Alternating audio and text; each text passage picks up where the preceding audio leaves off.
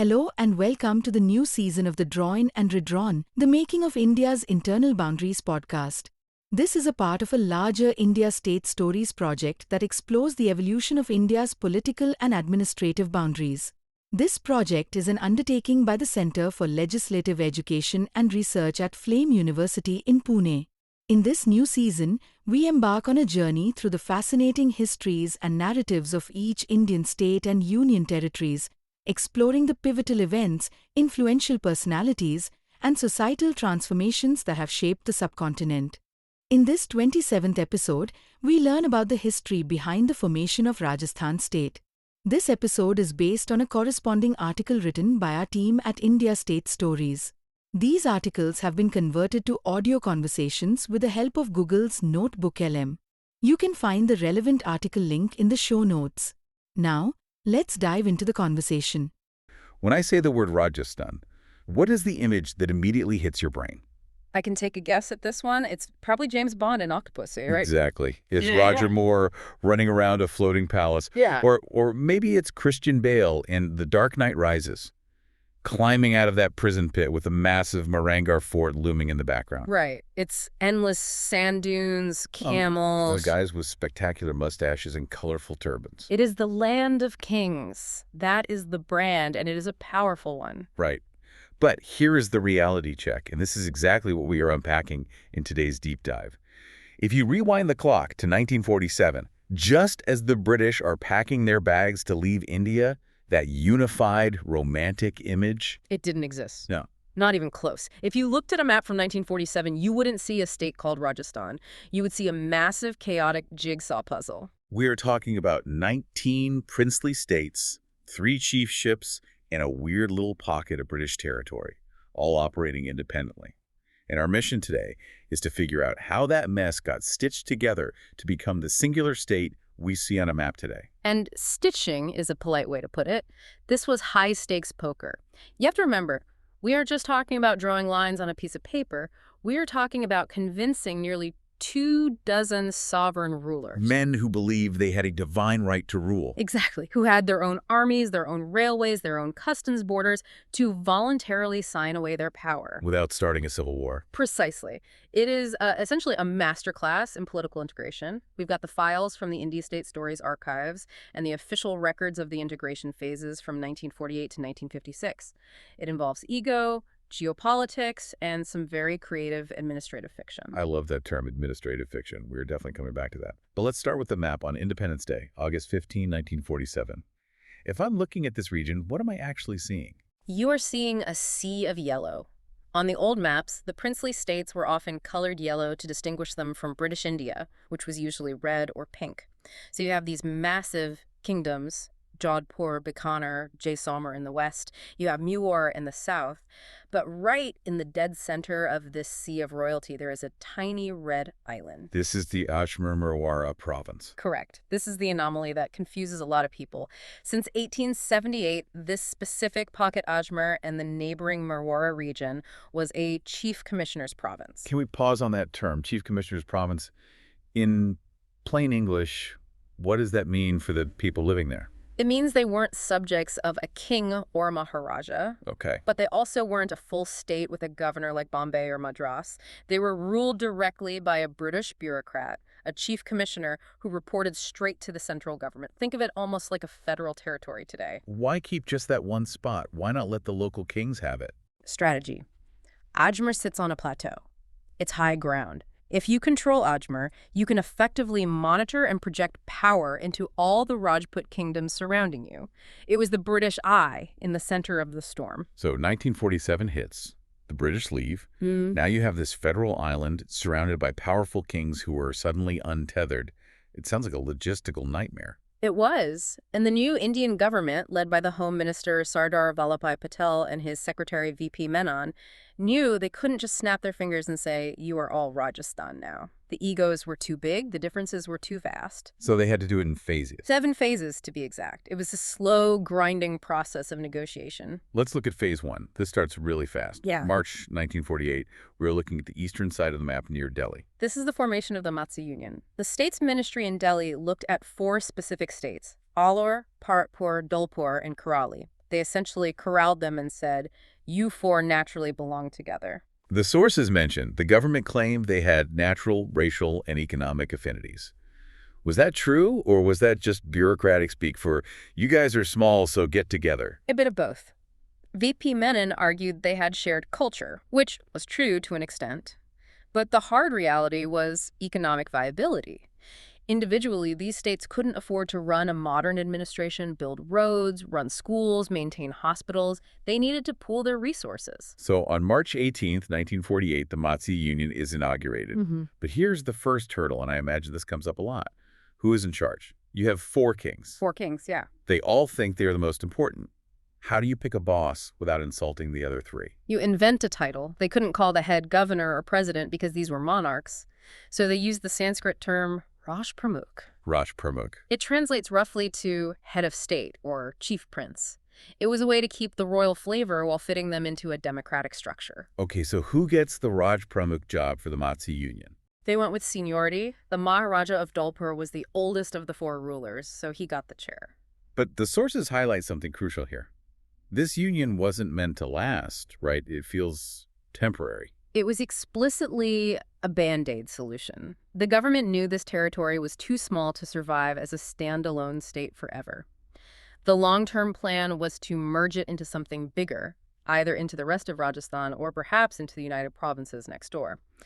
But in 1948, the priority was just to stop the bleeding and get them organized. So that's the East. Band-Aid applied. Now we move to phase 2, and this is where the drama really kicks in. We go southeast. The Rajasthan Union. Initially, this was supposed to be a merger of 10 smaller states, places like Kota, Bundi, Dungarpur. And there was some debate here about where they should go. A huge debate. Some administrators argued they should join with the states in central India, what became Madhya Bharat because of geography. But the rulers insisted their lineage and culture were Rajput. They wanted to stay with Rajputana. So they formed this club, March 25, 1948. They inaugurate the Rajasthan Union. They pick a leader, the Maharao of Kota, Bhim Singh II. He becomes the Raj Pramukh. He moves into the big office. And he stays there for exactly 3 days. 3 days. That has to be record. What happened? Did he quit? No, the big fish arrived. See, up until this point, the old guard states, the really ancient, prestigious lineages, were watching from the sidelines. But then the Maharana of Udaipur Muar decides he wants in. For the listeners who might not know the hierarchy, explain why Mewar joining is such a big deal. Why does it matter more than Kota or Bundi? Well, in the hierarchy of Rajput royalty, Mewar is the top of the pyramid. They were the ones who held out longest against the Mughals centuries prior. They claimed the highest prestige. So when Maharana of Udaipur says, "I want to join your club," you don't just say welcome, you have to restructure the entire club around him. So the Maharao of Kota, who has been boss for 3 days, he gets demoted. Essentially, the entire union had to be reconstituted. The Maharana of Udaipur, Upal Singh Bahadur, was made Raj Pramukh for life. That was the condition. And the guy from Kota? He was given a consolation prize, a new title, Senior Upraj Pramukh. Upraj Pramukh. It means Vice Raj Pramukh, Senior Vice Head of State. That sounds remarkably corporate. We're making you Senior VP of Operations. That is exactly what it was. Title inflation to soothe bruised egos. And they moved the capital, too. It shifted from Kota to Udaipur. This new entity was called the United States of Rajasthan. Okay, so now we have the Southeast and the South unified, but we're still missing the giants, the blockbuster movie states. The big 4, Jaipur, Jodhpur, Bikaner, and Jaisalmer. The desert kingdoms, they were still sitting independently watching all this happen. And this brings us to phase 3. This is the moment the map becomes recognizable. But looking at the notes, this wasn't just about unification for unification's sake. There was a serious security panic happening in Delhi. Absolutely. You have to look at the date. 1948, early 1949. Partition has just happened. Pakistan is right there. Jodhpur, Bikaner, and Jaisalmer are border states. And the border is porous. Very porous. And tensions were incredibly high. The Indian government realized they could not afford to have independent kings who might have their own ideas about foreign policy controlling the national border. They needed a unified command structure. I read that VP Menon, the guy doing the heavy lifting for the state's ministry, had a pretty radical idea for this area. He did, yeah. He didn't want to make them a state at all. No, he didn't. Menon proposed taking Jodhpur, Bikaner, Jaisalmer, and the area of Kutch and turning them into a centrally administered area. So direct rule from Delhi. No Raj Pramukh, no local assembly, just a military governor, basically. Exactly. He viewed it purely as a strategic defense zone. He wanted federal boots on the ground. I can't imagine the Maharajas loved that idea. They hated it. The local political parties hated it too. It would have meant losing their identity completely. It was a non-starter. So Menon had to pivot to Plan B. Plan B being Greater Rajasthan. Correct. Merge the Big Four into the existing United States of Rajasthan. Sardar Vallabhbhai Patel, the Iron Man of India, pushed this through. He inaugurated Greater Rajasthan on March 30th, 1949. That date is still celebrated today as Rajasthan Day. But hold on. We are back to the too many chiefs problem. In fact, it's worse now. You have the Maharana of Udaipur, who is Raj Pramukh for life. Now you are bringing in the Maharaja of Jaipur, the Maharaja of Jaipur. I mean, these are massive personalities. How do you fit them all in one org chart? With great difficulty and very creative titles. This is my favorite part of the administrative history because it shows just how flexible they had to be. Walk us through the leaderboard. Who gets the top spot? Okay. You have the Maharana of Udaipur. He's the senior most traditional ruler, but he's old and in bad health. But you can't fire him and you can't demote him. So they created a unique position just for him, Maharaj Pramukh. Maharaj Pramukh. It sounds like King of Kings. Basically, it was a purely honorary title with high dignity but zero administrative work. He gets to be the patriarch. Okay, so he's kicked upstairs. Who actually runs the state? The Maharaja of Jaipur, Suwaiman Singh II. He was young, modern, dynamic. He gets the title of Raj Pramukh, and Jaipur gets designated as the capital. Okay, so Jaipur wins the big prize. What about Jodhpur? The ruler of Jodhpur, along with the ruler of Kota, gets the title of Senior Upraj Pramukh. And the smaller guys? The rulers of Bundi and Dungarpur get to be Junior Upraj Pramukh. It's almost comical. Everyone gets a badge. It seems funny now, but this was crucial. You have to understand, these men were giving up absolute power over territories the size of European countries. If giving them a fancy title and a 21-gun salute kept them loyal to the Union, it was a cheap price to pay. So by 1949, we have Greater Rajasthan. It looks mostly right, but we still have some loose ends. Remember that Band-Aid union in the east, the Matsya Union? Right. They were still sitting separately. By mid-1949, Alwar and Karali were ready to merge into Greater Rajasthan. But Farapur and Dolpur, they were hesitating. Language, mostly. If you go to Bharatpur or Dolpur, the dialect is very close to Brajbhasha, which is spoken in the United Provinces, modern-day Uttar Pradesh. They felt culturally closer to Mathura and Agra than to Jaipur or Jodhpur. So there was a real risk they would join UP instead of Rajasthan. There was. And here is where the story gets surprisingly democratic. The government didn't just force them. They set up a committee to actually ask the people. In 1949. That's impressive. Usually borders are just drawn in a back room. It was impressive. They held public meetings and distributed questionnaires in Farapur and Dolpur. The majority of the people said, we want to go with Rajasthan. So on May 15, 1949, the Matsya Union was dissolved and folded into Greater Rajasthan. Okay, so the east is secured. But we still have that red island in the middle, Ajmer. Why is Ajmer still separate? Inertia. When the Constitution of India came into effect in 1950, Ajmer was classified as a Part C state. Just briefly, Part C. Under the 1950 Constitution, states were graded. Part A were the old British provinces. Part B were the big princely unions, like Rajasthan. Part C were the small, centrally administered areas. So Ajmer had its own little legislative assembly, its own chief minister, right in the middle of Rajasthan. That seems terribly inefficient. It was. It was a duplicate administration. Geographically, linguistically, economically, it was Rajasthan. Keeping it separate made no sense long term. Finally, in 1956, under the States Reorganization Act, the logic of geography won. Ajmer was merged as a district. 1956, that is the finish line. Almost. Right, almost. Because while they were erasing the internal lines, they were also fighting over the external edges. We have to talk about Mount Abu. The Abu Taluk dispute. This is a classic example of how politicians use maps to grab resources. Mount Abu is the only hill station in Rajasthan. It's cool, it's green, it's a major tourist hub. Exactly. In 1950, when they were organizing the Sarodi district, the central government decided to slice off the Abu Road area, which contained the hill station, and give it to Bombay State. Bombay? That's hundreds of miles away. Well, at the time, Bombay State was huge and included what is now Gujarat. It was contiguous. The politicians in Bombay wanted the hill station because it was valuable. I assume the Rajasthanis didn't take this lying down. Not at all. There was a massive public outcry. The agitation went on for 6 years. And what's interesting is they used data to fight back. The sources mention they pulled the 1951 census.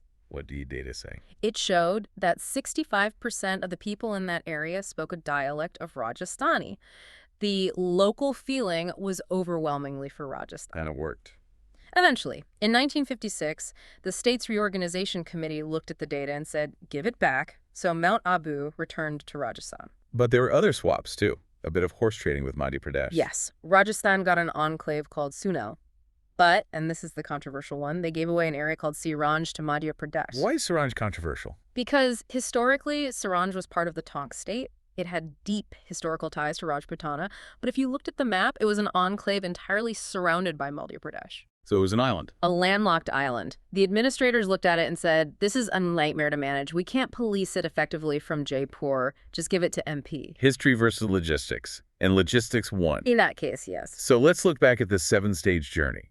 We went from a colorful, chaotic mess of 19 kingdoms and a British province in 1947 through the Band-Aid Matsya Union, the 3-day rule of Kota, the massive merger of the Big Four, the democratic vote in the East, and finally the border corrections in 1956. It took nearly a decade. But on November 1st, 1956, the map was finally set. The office of the Raj Pramukh was abolished. The Maharaja of Jaipur stepped down, and a regular governor was appointed. The transition from land of kings to a democratic state was complete. It's fascinating because when you look at a map today, the lines look so permanent. They look inevitable. Like, of course, Rajasthan is shaped like that. But nothing about it was inevitable. It was a series of choices, compromises, and ego management. It makes you look at the map differently. It should. Which brings me to a thought I'd love our listener to chew on. We talked about Siranj, that town that got traded away because it was administratively convenient. Right. It makes you wonder, if you look at your own local map, wherever you were listening from, your state, your county, your district, which of those lines represent real deep cultural history? And which ones are just there because some guy in a meeting room in 1956 said, it's just easier to draw the line here? That is the question. Temporary solutions have a funny way of becoming permanent borders. We'll leave you with that thought. Thanks for diving deep with us into the making of Rajasthan. It's been a pleasure. Keep questioning the map. Catch you next time.